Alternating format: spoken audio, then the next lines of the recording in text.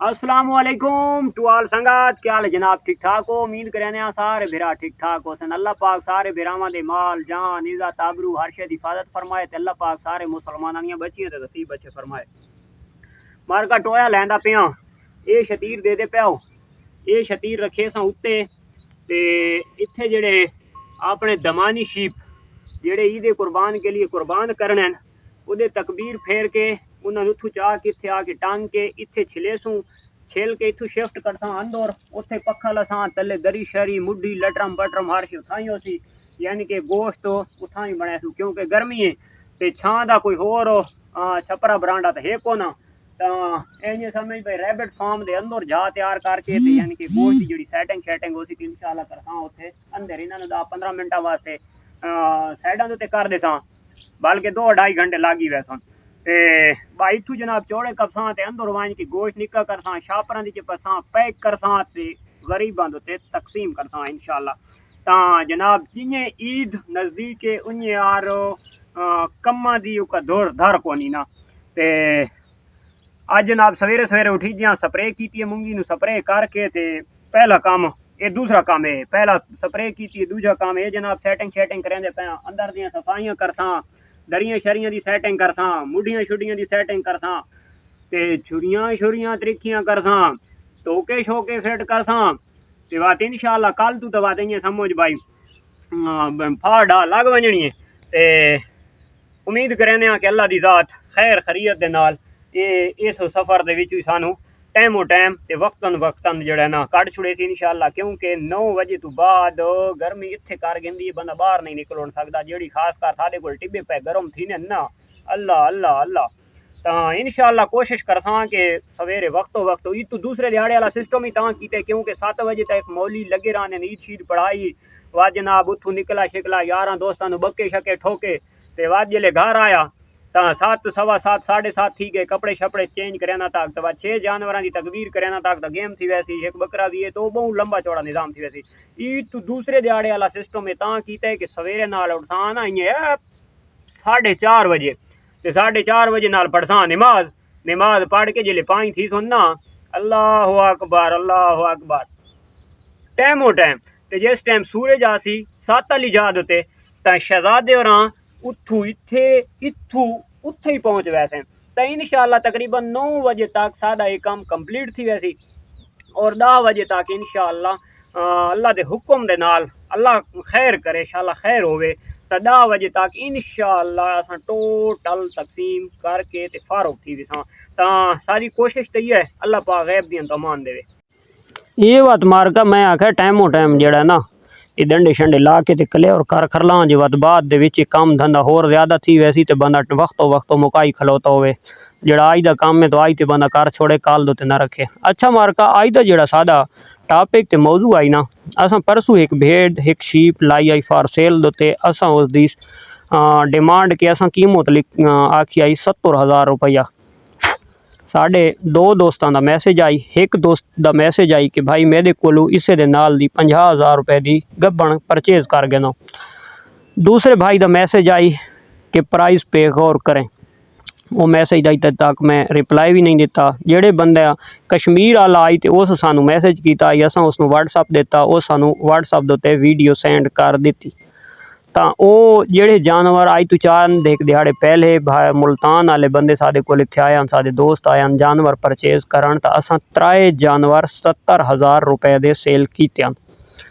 77,000 रुपए दे असां 3 जानवर सेल कीते जेड़े वो असां 3 जानवर सेल कीते उन्हां तो भी वो जानवर कश्मीर वाले भाई दे 19 तो हो सकते 20 नहीं हो सकते या उन्होंने बराबर भी नहीं हो सकते।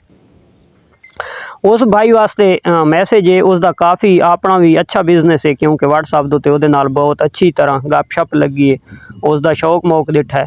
तो गल करने का असल मकसद ये है कि वो साडे भाई नूं हल्के बिजनेसमैन है तो उसनों भी सोचना चाहिए और जेड़े बंदे नूं अगर क्वालिटी का पता न होवे तो वत उस दे विच बंदा पंगा नहीं गिनदा हुंदा क्योंकि बंदा लत्त टांग उत्थे अड़ांदा हुंदा है जिथे एक चीज़ का पता होंदा है। ਹੁਣ ਇਹ ਫਰਜ਼ ਕਰੋ ਇੱਕ ਦੁੰਬਾ ਸ਼ੀਪ ਹੈ ਤਾਂ ਉਸ ਦਾ ਮੈਨੂੰ ਬਰੀਡ ਦਾ ਨਹੀਂ ਪਤਾ ਤਾਂ ਉਸ ਦੀ ਮੈਂ ਪ੍ਰਾਈਸ ਦਾ ਕੋਈ ਅੰਦਾਜ਼ਾ ਨਾ ਲਾ ਸਕਦਾ, ਉਹਨਾਂ ਦੇ ਥੱਲੇ ਮੈਂ ਕਮੈਂਟਸ ਨਾ ਕਰ ਸਕਦਾ, ਕਿਉਂਕਿ ਮੈਨੂੰ ਇੱਕ ਚੀਜ਼ ਦਾ ਪਤਾ ਹੀ ਕੋਈ ਨਹੀਂ। ਕਸ਼ਮੀਰ ਦੇ ਵਿੱਚ ਇੱਕ ਬਰੀਡ ਪਾਈ ਜਾਂਦੀ ਹੈ ਲੰਬੇ ਪੂਛਾਂ ਵਾਲੀ, ਉਸ ਦਾ ਮੈਨੂੰ ਰੇਟ ਦੀ ਨਹੀਂ ਮਾਲੂਮਾਤ ਤਾਂ ਮੈਂ ਪੰਗਾ ਨਾ ਗਿਣ ਸਕਦਾ। ਤਾਂ ਉਹਨਾਂ ਭਰਾਵਾਂ ਵਾਸਤੇ ਮੈਸੇਜ ਇਹ ਕਿ ਪਿਆਰੇ ਭਾਈਓ, ਜਿਹੜੀ ਚੀਜ਼ ਦਾ ਰੇਟ ਦਾ ਪਤਾ ਨਾ ਹੋਵੇ ਤਾਂ ਉਸ ਦੇ ਵਿੱਚ ਬੰਦਾ ਸੋਚ ਸਮਝ ਕੇ ਗੱਲ ਕਰਿੰਦਾ ਹੈ। ਮੈਂ 70,000 ਦੀ ਜਿਹੜੀ ਗੱਲ ਕੀਤੀ आई, ਹਲਕੇ ਆਨਲਾਈਨ ਦਾ ਤਾਂ ਇੱਕ ਹੋਰ ਹਿਸਾਬ ਹੁੰਦਾ, ਇਤਮਾਦ ਤੇ ਚੀਜ਼ ਰਹਿੰਦੀ है, लेकिन ਜਿਹੜੇ ਬੰਦੇ ਨੇ ਅਸਾਂ ਦਿੱਤੀ ਹੈ ਉਹ ਇਥਾਂ ਆ ਕੇ ਤੇ ਘਰੂ घिन गया और इथां ਦਾ ਬੰਦਾ हाई और पसंद करके घिन गए। असा 70,000 आखा है तो उस ये नहीं आखा कि असा 69,000 रुपया देना है, उसे 70 की भी घिन गए। तो गल करने का मकसद ये है कि जी चीज़ होंगी है, जी क्वालिटी होंगी है, वो खुद दसेंदी है, खुद बोलती है। क्वालिटी समझो, क्वालिटी जब फॉलो करे सो तो जहन के आसी भेड़ा 15,000 की भी भेड़ है तो 1,15,000 की भी भेड़ है।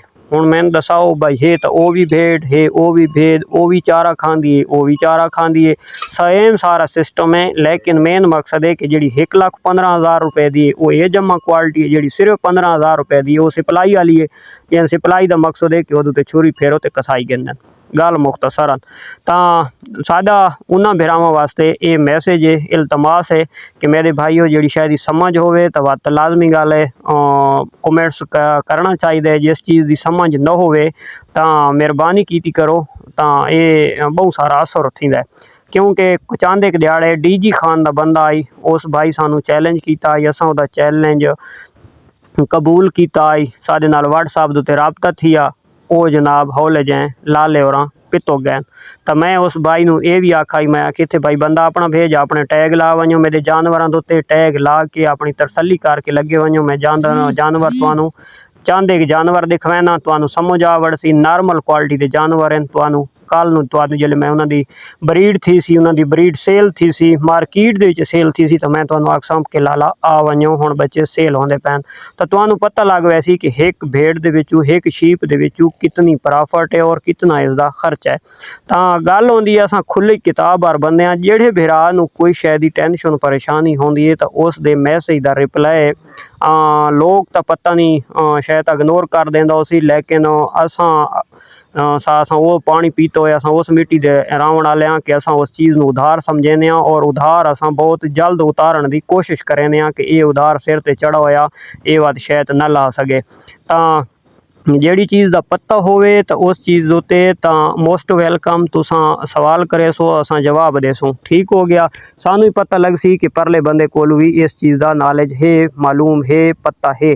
तो दूसरे नंबर दे उत्ते जिहड़ा बंदा मार्केट च गया ही नहीं, उस क्वालिटी नूं पूरी नूं समझेंदा ही नहीं, तो उस दे बावजूद ही अगर वो समझो उस नूं पंगा भी है ना, उस अगर पंगा घिंदा है तो उस नूं सोचना चाहिए कि यार मैं पंगा गलत घिंदा पिया या ठीक घिंदा पिया। और जिहड़ा भरा 75,000 रुपए 70,000 के लिखे का PI के प्राइस पे गौर करें तो उस भरा वास्ते भी मेरा ये मैसेज है कि मेरा व्हाट्सएप के नंबर मौजूद होता है। तो कोई भरा टेंशन परेशानी तो हट के फ्री थी कि तुम मैसेज कर सकते हो और उस उत्ते तुहानू रिप्लाई भी मिल सी। जिहड़ी चीज़ की तुहानू शायद ही समझ ना सी तो इंशाअल्लाह वो भी समझाई वैसी और उस दे बारे भी तुहानू पूरा आगाह किया वैसी। साडा वीडियो बनावन दा मकसद भी यह होंदा है कि किसी दे नॉलेज दे विच इजाफा थी वे। सादा शुरू तो चाह के आखिर तक दे गिनो सादा टॉपिक, सादा सिस्टम, सादी सोच, सादी समझ दे काफ़ी सारा फ़र्क है। तो ये फ़र्क को समझो, इस चीज़ उत्ते गौर करो, गौर करे सो तो कुछ तुहाडे पल्ले पौसी।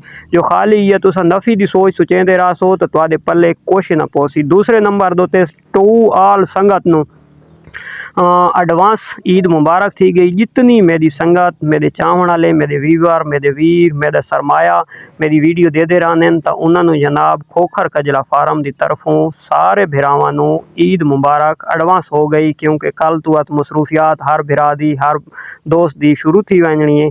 तो उस तो पहले मैं आके सारे भरावां नूं ईद मुबारक कर छोड़ा।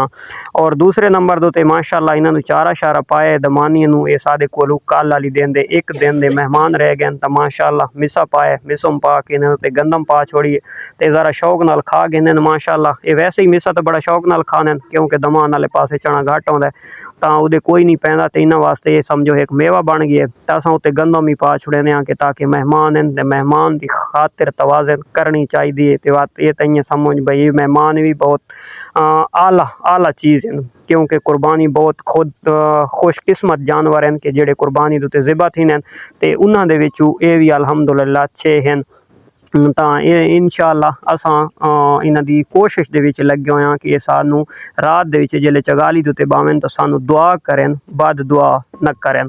ਤਾਂ ਉਸ ਤੋਂ ਬਾਅਦ ਜਨਾਬ ਇਹ छोटू गैंग दी ये उखरानी बनवाइए तो इस उखरानी उत्ते टांग छुड़े ने जो दमानी विच ढकेने तो भाई त्रोड़ ना सटन जाली दी तो इन्हों सब चारा पाए कि ताकि ये भी रज गए क्योंकि गर्मी आँदी है 5 बजे तक 5:30 तक बाहर नहीं निकला थी तो वातू तो थोड़ा टाइम आँदा तो भाजी की कंप्लीट थी। तो आज की वीडियो मार गई इतनी मिलते हैं कल इंशाअल्लाह एक नई वीडियो के नाल। वीडियो अच्छी लगे तो लाइक शेयर कमेंट्स लाजमी मारना है। ते तब तक दो इजाज़त अल्लाह हाफिज़।